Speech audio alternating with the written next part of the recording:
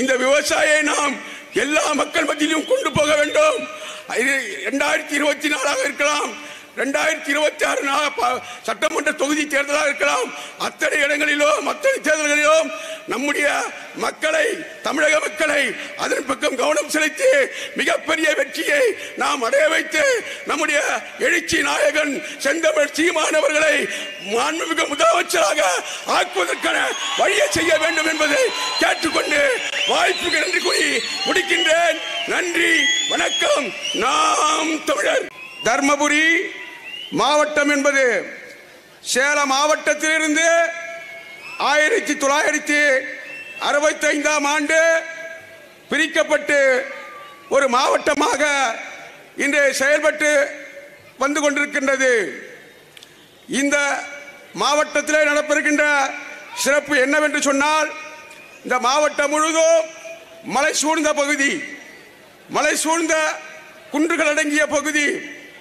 இந்த பகுதியில் வாழ்கின்ற மலைவாழ் மக்கள், பழங்குடி மக்கள், பல்வேறு தொல்குடி மக்கள் இங்கே வாழ்ந்து கொண்டிருக்கின்றார்கள். குறிப்பாக தமிழ் மக்கள் என்று சொன்னால் இயற்கையோடும் இயற்கை சூழ்ந்த வனங்களோடும் வாழ்ந்த மக்கள். பல்வேறு பல நூற்றாண்டுகளாக, பல்லாயிரம் ஆண்டுகளாக இந்த இனம் தோன்றி, இன்னும் சொல்ல போனால் நம்முடைய தமிழ் மொழியை எடுத்துக்கொண்டால் அதற்கு வயது 50,000. தமிழ் இனம் தோற்றம் என்று சொன்னால் இன்னும் 1,40,000 ஆண்டுகள் என்று கணக்கிடுகிறார்கள்.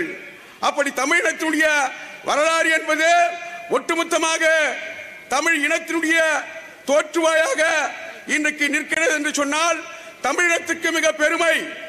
நம்முடைய பாரதிதாசன் சொல்லுவான், திங்களோடும் செம்பருதி தன்னோடும் விண்ணோடும் உடுக்கலோடும் பொங்கு கடல் இவற்றோடும் பிறந்த தமிழுடன் பிறந்தோம் நாங்கள் என்று பாரதிதாசன் முழங்குவார். அப்படிப்பட்ட மிக ஒரு உயர்ந்த ஆரம்ப கட்டத்திலே ஒரு உருவெடுத்த ஒரு இனம் என்று சொன்னால் தமிழினம்.